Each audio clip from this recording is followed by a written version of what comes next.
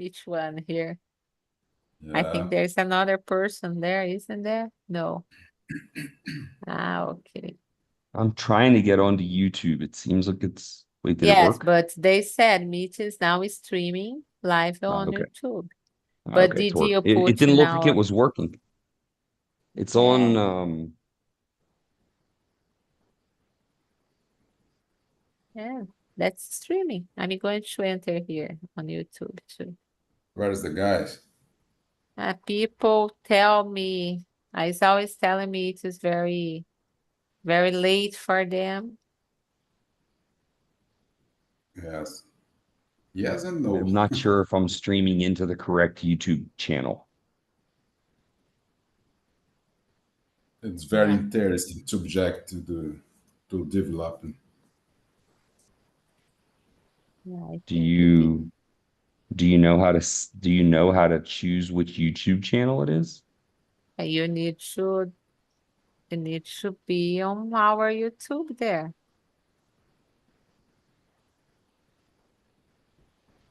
Aren't you logged on it?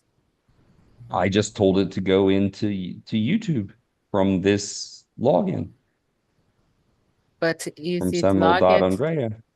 is it logged on your computer? If it is, it's okay. Yeah. Let's go.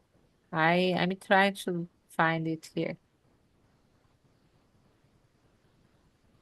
Ah, yes, we are live here. Oh, well, look. Hey, we're live on YouTube. Hey guys. How's everybody doing? So Fred, you saw I posted earlier that researchers have now have figured out a way now to make artificial intelligence understand logic. Yes, the news now is the improve the logical reasoning Yeah. because last 10 years ago we use the computer to plus to add something and solve some questions about math. But I don't know if you remember, uh, 1996, the computer the name Deep Blue, uh, Yeah. Deep Blue play with the Gary Kasparov. Kasparov. Yeah, hmm did the chess. Is and when I was child, I follow this because I love chess. Uh, and the But you know, scoreboard was there's an interesting scandal about that game, exactly right? because Because when Kasparov played Deep Blue knew every game Kasparov had ever played, but they didn't let Kasparov see any of Deep Blue's games before they played. Normally, when a chess master is going to play against another chess master, he looks at the other guy's games. It's like when basketball teams are going to play against each other, they watch the films of the other basketball teams to see what they're going to face. And football teams do the same thing. You know, soccer teams do the same yeah, thing. If we are going to face a certain team, we watch the videos of that team playing to get ready for what they do on the field. And they say that after Kasparov was allowed to look at Deep Blue's games, Deep Blue could not beat him. So it beat him in the situation they set up because he couldn't see how it played. The thing is, now chess computers are much better than they used to be. it's very interesting because Yeah. before the Kasparov play with Deep Blue, he participated in the championship with I think that's the 20 or 30 machines and the Kasparov won all. Mhm. So IBM bring the Deep Blue and they started the championship. But the last game, Kasparov leave the class because he accused the Deep Blue to stole, to cheated. Cheating, yeah. Yeah, but today we have autonomous car, and our airport have image recognition, and it's based in AI. It's We've got important. one of our students is a pilot, and Yeah. he says that while the software that runs an aircraft is helpful, the software cannot fly the aircraft by itself. It's just incapable of doing it. So it is nice for the pilot to have the software, but it's still just helping him, you know? Yeah, Like the AI is not so good that it's going to fly a helicopter by itself. The AI is just good enough to help the helicopter pilot deal with all of his information because they have so much information to deal with at the same time that the AI helps to synthesize it in a way that they can exactly. understand quicker. But the Yeah, AI can't fly the helicopter without the human. And that type of like the way helicopters behave and the way reality is compared to what the sensors say kind of right now prevents the AI from flying a helicopter because the information from the sensors doesn't necessarily always make sense because he showed me some examples of their control panels.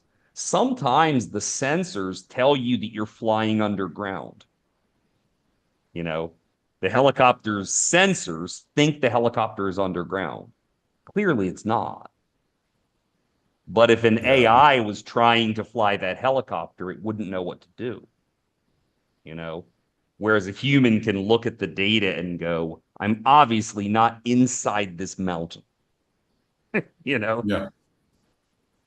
Um, and as the AI car thing, two California cities tried to have AI taxis and it did not work. Cliff, I was talking to Sandra and she told me that it's in Orlando, it is working very well. Uber drive. Yeah. Maybe the traffic in Florida is better managed, Yeah. you know? I It have could some be that fear. the traffic there is better. Yeah. She Yeah, told me that it's working well there. yeah. Last week I saw the problem that the crash between two cars in the Tesla corporation, and hurt two policemen in USA. What's happened? I don't know. So in my case, Aren't the I don't use Hmm. AI and not in my job, in my to make decision, nothing. But I would like. There are some things that are AI without us knowing, like without us choosing. Because something that we see in our corporate, like in our corporate Google account, it knows what time I open up certain files. So if it's, you know, if it's 8 p.m. on Wednesday and I open up Google Drive, it gives me the files that I normally open up on Wednesday at 8 p.m. Like the first three files are the files that I normally open at that time. So even though I'm not choosing to use AI, it's definitely helping me work, you know, because I don't have to search for the file that I need. It's right there at the front of the list because of the time, you know, and it has a little message. You frequently open at this time, Yeah, you know? I agree. So there are little AI things that are like, I think, getting into our lives, and we don't necessarily. I don't know if we lost Fred. Fred, are you there? Yeah, I'm not a big fan of artificial intelligence for this kind of. That is so bad. But I don't. Do you use in something your job? AI? No, I don't Uh, use it. yes, in Instagram have some news and that you can use to train English. I don't know why and how. Yeah, I don't know how effective those systems are, but the best online English course that exists is Babbel. Like the best famous one is Babbel. And Babbel specifically says, we have real human teachers. Yeah, there are AI exercises, but they specifically say we have real people. So they can use AI for some of the things, like Duolingo uses AI to tell, like, you're answering a lot of questions correctly, so it starts to make the questions more difficult, you know? If you answer a Yeah. lot of questions wrong, it starts to make the questions easier, you know? So AI can do some things, but it's an issue like if we look at an AI like ChatGPT, it just simulates what speech sounds like. So it predicts what word is probably going to come next. And it's very good at that. But ChatGPT cannot tell if something is true or not, for example. So ChatGPT will confidently tell you that Elon Musk is dead. This happened recently. ChatGPT started saying that Elon Musk died in 2018. And like Elon Musk is clearly alive now in 2024, right? But ChatGPT was like, no, Elon Musk has been dead for 6 years. So ChatGPT doesn't know the difference between what's fake and real. I can see that in some situations it would help in language learning. I can see that it could help. But I do know that it has problems in the way it processes language. In English, ChatGPT is terrible with pronouns. Wow. ChatGPT doesn't know the difference between men, women, and objects. So because it's just generating a word to fit into a sentence, it calculates this should be a pronoun. What's the most common pronoun? And it puts the pronoun in. So you sometimes see, if you look at an article online and you notice that suddenly the person that they're talking about changes from a man into a woman, that's because it was an AI article. And the AI can't tell the difference between men and women, you know? So there are things that it's just not capable of yet. But I think it's a question of time. Like, I didn't know, Andreas says that now Uber is working well in Florida. So maybe they fixed whatever was wrong in the experiment in California. But it was a different company in California. It wasn't Uber. Yes, yes, There of was course. another company doing the experiment in California. Yeah. So maybe Uber's technology is better, right? But Cliff, I took notes in my notebook here, but I believe that's the next generation. Some positions, job positions, will be replaced by AI. And for example, Judy, lower, because this is based in several laws. You have a big book. But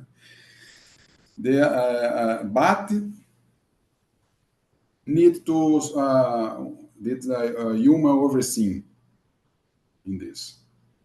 Yeah, that's the issue. You still will need to have a human judge. Someplace there's going to have to be a person.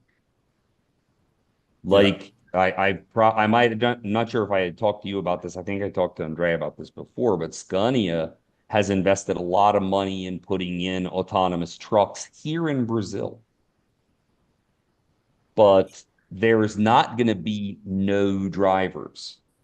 There's just not going to be a driver inside the truck.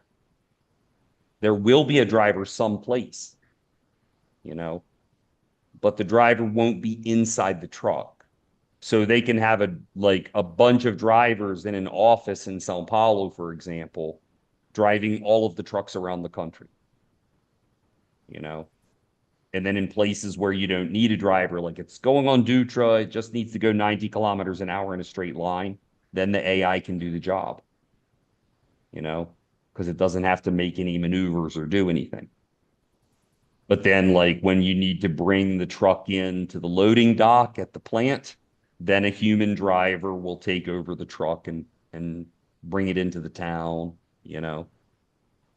So the first stage of autonomous trucks isn't going to have zero drivers. It's just not going to have drivers inside the vehicles, right? So it's probably a gradual change, you know. And I don't know, like, we have a human accountant, right? Would you want an AI accountant? Not I don't now. think I would, yeah, I don't think I would accept it. You know, Not in Brazil. Not I in don't think Brazil, I anywhere. think. I really don't think anywhere. Look at half of Donald Trump's legal problems are because of an accounting company, you know, and he's in big trouble in the United States. And half of his problems are human error, but very big human error, you know, millions of dollars of human error. So I think that there are things that you just will want to, you'll want a person. Like I've heard that now that there is a cell phone app that does therapy. Yeah. But I want a human therapist, you know. I do therapy every week. I want a human. I want to sit in an office, or sometimes it's online, but like I want to sit and talk to a human, you know. I don't want the simulation of a human giving me advice about my life, you know. I read a satirical article recently. The guy was being satirical, but he talked about like automating confession in the Catholic Church, you know, like instead of having a real priest in the confession, they would just have an AI in the confession. So you'd go in, tell the AI your secrets, and the AI would tell you, like, you say Hail Mary 100 times, and then we're good. You know, it was obviously a joke, but you know, how far can we take the concept? What I thought was interesting about the article that Sabina had talked about in her channel on YouTube was that the new style of AI is not a large language model. It doesn't use a neural network like deep learning does. It's a different kind of learning network. So we're talking about a different style of AI. and it seems to be capable of creating logical deduction, like making logical deduction, which is Yeah. something AI could not do. Like last year, AI could not do it, you know? And she made a joke in her video. You know, she's a pretty big a YouTube personality, and she made a joke at the end of her video. We have to remember YouTube right now is experimenting with replacing us, you know, Wow. because apparently YouTube is investing a bunch of money in a technology to generate the videos themselves, you know. So Interesting. if you want to see videos about cars, YouTube will just create car videos for you, you know. Interesting. You want to hear people like, I don't know, oh, I'd love to watch a YouTube video about chess. It'll just generate a chess video for you, you know. So you know, it's kind of a question about how that technology is going to work in the future. There's even a bunch of questions that you hear. We lost Fred again. Imagine like these actors, imagine the actors like that we love on Outlander. Mm-hmm.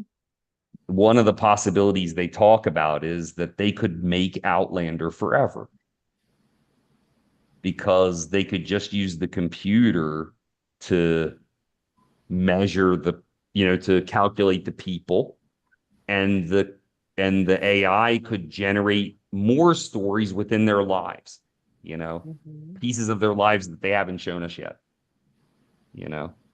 And then there would like always be new Outlander content, and the actors wouldn't even have to go to work. And we saw in Aquaman, remember, that woman was clearly not Nicole Kidman. It was Yeah. someone else with Nicole Kidman's face. Right? Yeah. The actress that was supposed to be Nicole Kidman wasn't, you know. Mm-hmm. So I think that that's an interesting, like it raises interesting issues. If I have an AI Cliff, then I can teach 100 classes at the same time, you know? I Like think there this I is am, the you know, talking to 100 students at the same time. If I trained an AI to do what I do, theoretically, it could just reproduce what I do, you know? Yeah. Uh, but Cliff, I think that's the important support that AI can do for us is to check your job. For example, you need to solve some problem in your job about project, why not? And you need to recover to produce a recovery plan to achieve the goals mhm. the project, and you trace the some target, and the AI can check your position. So you produce your job, and the AI check your job and put something else. And I saw a really interesting thing from NVIDIA last year. NVIDIA is known for graphics cards, you know, like what NVIDIA is famous because they made computer graphics better for our computers. And NVIDIA released the real physics simulator for companies. So if you program your factory into it, it can it can show you a very real model of the factory. So if you like, we want to reorganize the assembly line, or we want to add on a line in this area, you know, we want to change the forklift traffic. You can run those simulations in what is almost a real, you know, simulation. Like the simulation is like the real world. The physics works like the real world. So it's going to be this big, like a kind of a huge advantage for businesses because you'll be able to simulate the stuff in the computer at a relatively low cost. It's going to be expensive, but nothing compared to building a factory, you know, and you'll be able to simulate, you know, imagine these big mining projects and stuff. As you know, those are complicated projects. Imagine being able to simulate that stuff before you try it. You know, it could be a way to save businesses, you know, millions or billions of dollars. And I think that it's it's got a lot of potential. I have 3 stories to talk about today, not just AI. Do you have a dog, Fred? No, not yet. Why do you think dogs wag their tails? I have no idea. It seems like they do it when they're happy, right? It seems like dogs wag their tails when they're happy, right? Yeah, makes sense. But there was a really interesting piece of research that released last week that the scientists have looked at a type of fox that is domesticated in North America. That's a white fox.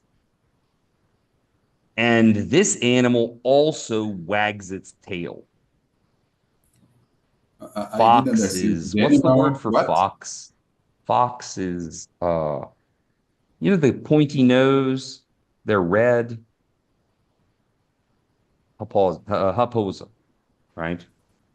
Fox. I'm Fox. going So to there is send yeah, Fred. What does the what the fox fox say? say? Yeah.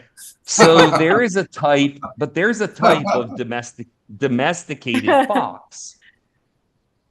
And guess what behavior this domesticated fox also has? Interesting. It wags its tail just like dogs.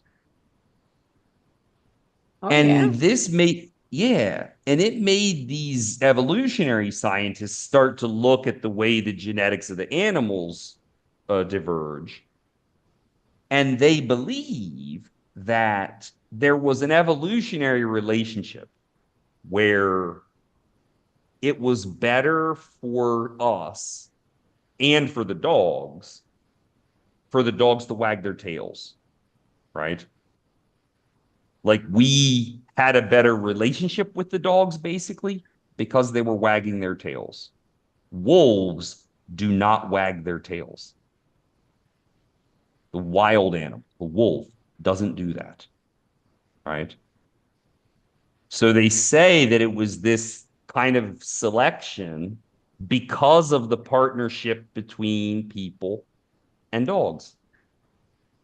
That the dogs wagging their tails to communicate with us became an advantage. So we started selecting the dogs that wagged their tails, and we created a we created this behavior in the animal, kind of like we made it do that over the course of thousands of years, because humans and dogs have been living together for 50,000 years, Wow. So over the course of that period, we basically liked the dogs that wagged their tails better. So those are the ones that live with us and we kept, you know? And it kind of just created that like humans created the behavior.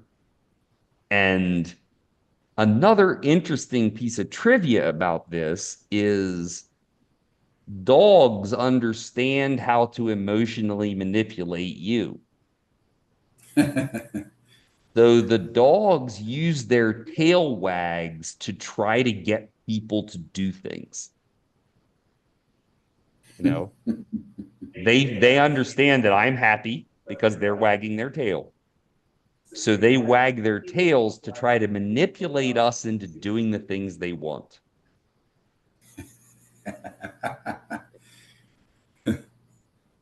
Yeah.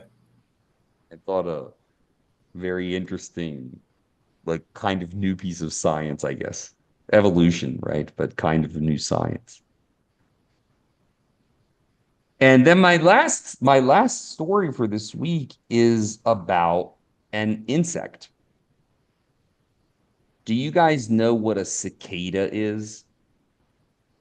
I've never heard about it. A cicada is a kind of insect that lives in North America.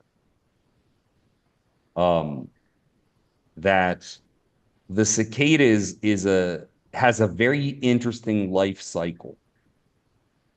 During the time the cicada is breeding, they fly around like ants do. Like they have wings and they fly around like ants do. Then after they have their eggs, the little cicadas burrow into the ground, right? And Wow. they stay in the ground for a long time. There are two different cicada populations in North America. One of the cicada populations is every 13 years, they come out of the ground and reproduce, You told me Hmm. Yeah. about it. right? Yeah, I think I talked to you about this before, right? Yes. The other cicada population is every 17 years, right? Yeah.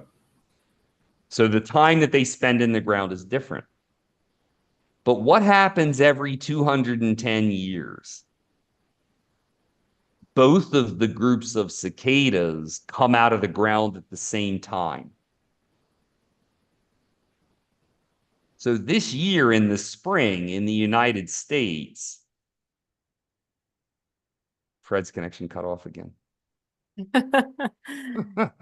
Oh my God. Today has not Okay. been a good internet day. No. First world problems. Yeah, but I had problems too Yeah, with my I had internet. problems with three different internet connections today. But the interesting point, Fred, is that this year you're having a once every 200-year event, and there are going to be billions of flying insects in the air. Yeah. Billions of them, right? So it will look like there is a biblical plague. Because in the Bible, you know, there's these ideas of plagues of insects. And this year in the United States, it's going to look like there is a biblical plague of insects because there's going to be billions and billions of cicadas in the air at the same time. I remember one of the years when I was a young man, um, I was maybe in my late teens or early 20s, with just one of those groups of cicadas in the air, you had like you were driving, it wasn't raining, but so many bugs hit your windshield. You had to run the windshield wipers. But they're insects, so they hit the windshield and they explode. And your windshield of your car gets really, really dirty with yellow liquid, right? And this is just with one of those groups of bugs in the air. You're driving and you almost can't see because of the quantity of bugs, right? So I can only imagine now in spring, it's probably going to be, I think, March into April. There's going to start to, I'm sure that we'll see some good videos on YouTube about it because there are going to be clouds of insects, like black clouds of insects in And North emit America. a loud sound. Yeah, they're loud. Yeah. In Pará State, have Terrible. it's time the cicada too.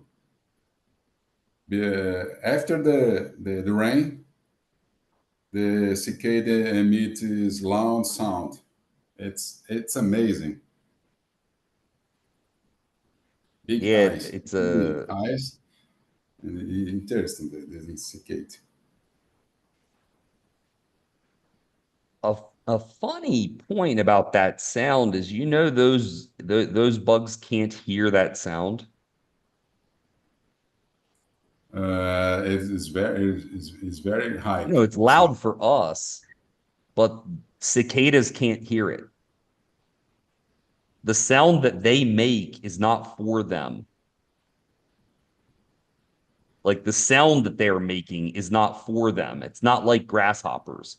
Grasshoppers make a Almost fast. sound to attract other grasshoppers. Like the grasshopper makes a buzzing sound. I think the male makes a buzzing sound so the females come to him.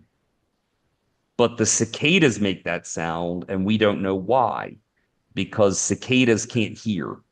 So they're making that noise for some reason. There has to be an evolutionary reason for it, but we don't know what it is.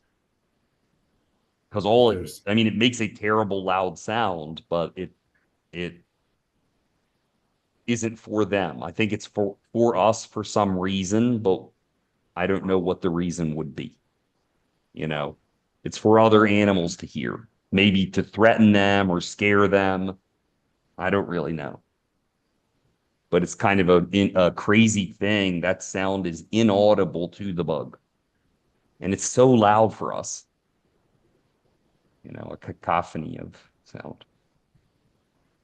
You have cicada in your city? Because in the big buildings, not have cicada. Only when you have the wood, forest. In the south of the United States, they have lots of them. The part of the country I lived in, I don't think had enough nature left. Like there was a forest near my house, but it was very small because most of it had been turned into pasture or farms. So I don't think that the place where I grew up, like the actual place where I grew up doesn't have cicadas. They do have these big green shiny Japanese beetles. Green? It's a giant green beetle, a Japanese beetle. Beetle, yeah. They are literally beetles from Japan. They accidentally got into the United States in the 1970s. Wow. And they don't have any predators.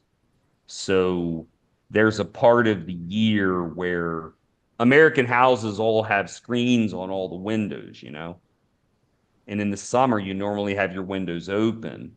And there's a part of the summer where your windows just get covered by these shiny green beetles.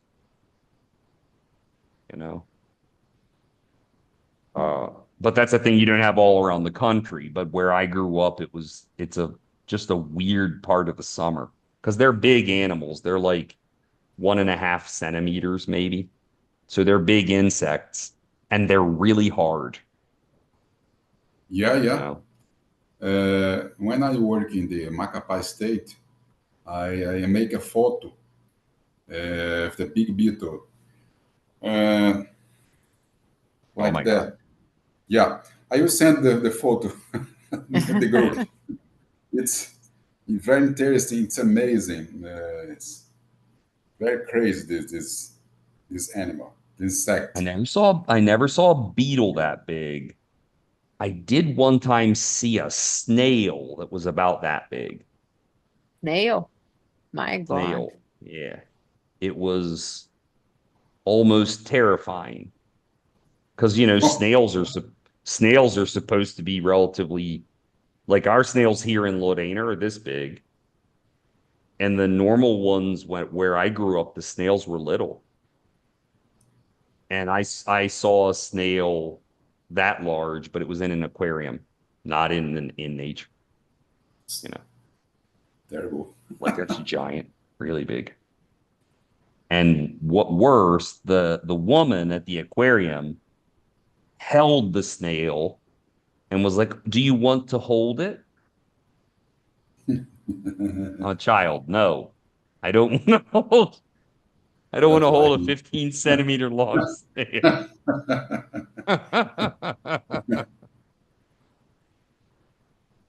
All right, we're coming up on the time for today. Thank you so much for your Thank you, Andrea. Thank presence, you, Fred. Keith, for that moment. If You're you welcome. wanna next week, if you find a news story and you want to bring it for us to discuss, we would appreciate it, right? Yeah. Because it's Yes, open I appreciate, I open to any appreciate news this. story. So try to find a story to talk about next week.